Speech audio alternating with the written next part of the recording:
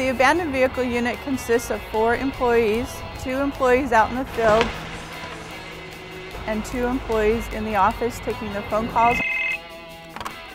Vehicle Impound Unit, this is Mona. And processing the paperwork. So actually what he's wanting to do is have it towed from the premises then.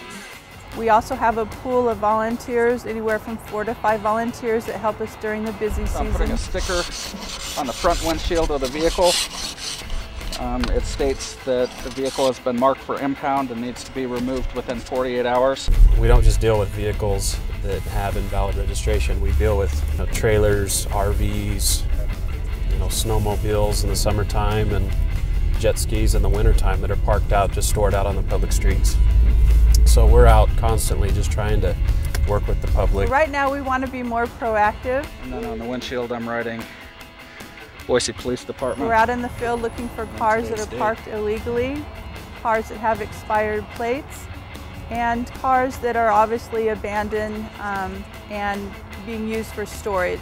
Don't have current registration or don't have any plates, trailers that have no current registration, vehicles with flat tires, vehicles, marked a vehicle this morning that didn't even have an engine.